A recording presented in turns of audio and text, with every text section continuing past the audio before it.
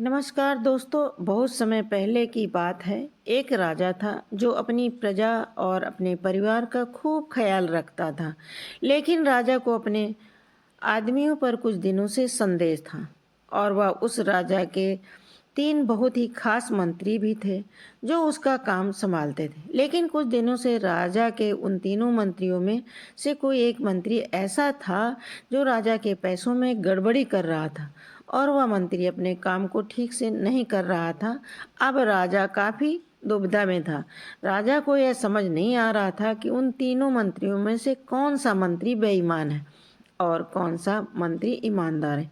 यह पता लगाने के लिए एक दिन राजा ने उन तीनों मंत्रियों को अपने पास बुलाया और कहा, देखो मंत्री जी, हमारा जन्मदिन आ रहा है, इसलिए आप तीनों को एक घने जंगल में जाना होगा और आप तीनों को एक एक बैग दे दिया जाएगा। उन तीनों में दिया जाएगा, उनमें से कहा कि तीनों को अलग अलग घने जंगल में छोड़ दिया जाएगा। उस जंगल में तुम लोगों को फल के पेड़ ढूंढना है और अच्छे अच्छे और ताजा फल से इस ठेले को पूरा भरकर लाना है। राजा के कहे अनुसार वह तीनों मंत्री जंगल में छोड़ दिए गए। उसके बाद वह तीनों मंत्री जंगल में गए।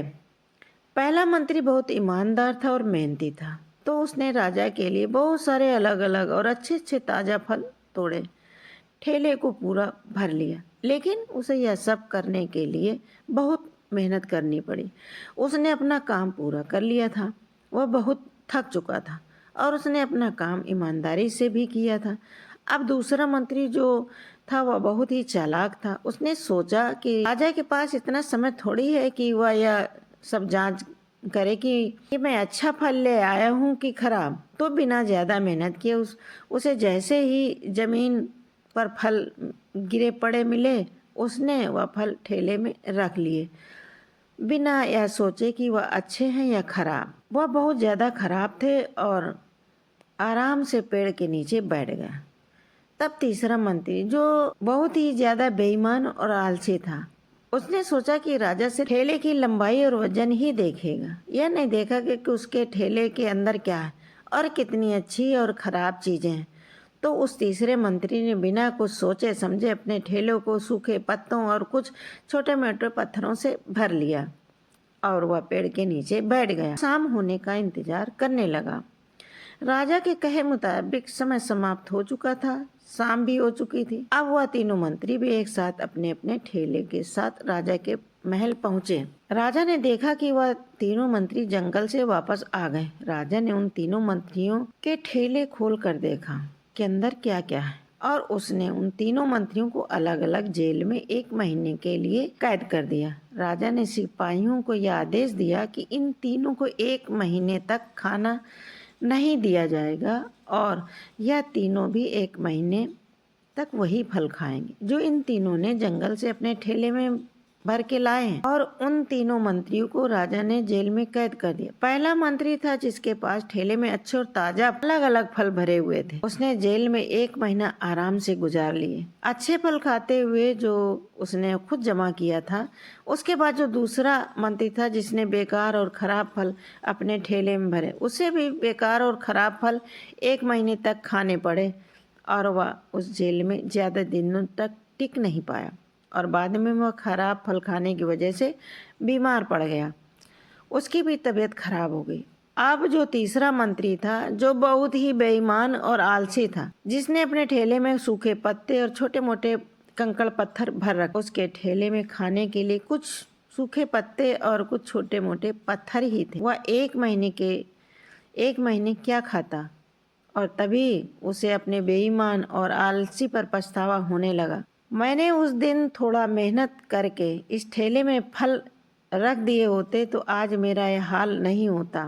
और बिना कुछ खाए वह मंत्री जेल में 2 दिन के बाद भूख के कारण मर गया। तो दोस्तों, इस कहानी में हमें यह सीख मिलती है कि हम जो आलस और बेईमानी करते हैं, बेईमानी अपने ही काम में अपना कुछ नहीं करना, अपना मन ही लगाना और खाली बैठे रहना, तो इससे आज तो हमें कोई फ़र्क नहीं पड़ता।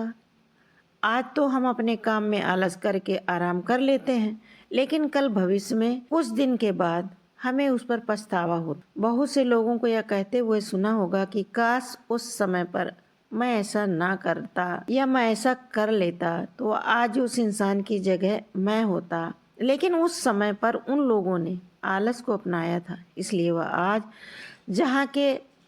जहाँ है वहीं हैं। और जिसने मेहनत को अपनाया था वह इंसान अपनी मंजिल में आगे बढ़ गया। काम के साथ बेईमानी और आलस बिल्कुल मत करो, उसके बाद हमें पछतावे के अलावा कुछ भी नहीं मिलता। यह जो समय है ना इसकी कीमत कोई लगा सकता है। लाखों रुपए देकर भी अपनी ज़िंदगी का एक मिनट भी वापस नहीं ला सकते। इसलिए इस समय का सही उपयोग कर। समय की एक अच्छी बात है और एक बुरी बात है। अच्छी बात यह है कि हम उसे किन चीज़ों में गुजारते हैं, यह हमारे हाथ में होता है। और बुरी बात यह है कि समय गुजर जाता है और सभी के पास दिन में 24 घंटे होते हैं। गरीब के पास, अमीर के पास, यह हमारे हाथ में है कि हम उस समय से क्या नया कर सकते हैं। तो अपने एक एक पल का हिसाब रखो कि हम उन्हें किन चीज़ों में गुजार रहे हैं। अगर आप इस कहानी को और लोगों तक पहुंचाना चाहते हैं तो इस वीडियो को लाइक कीजिए, सब्सक्राइब कीजिए, शेयर कीजिए, सपोर्ट कीजिए। अगले वीडियो में धन्यवाद।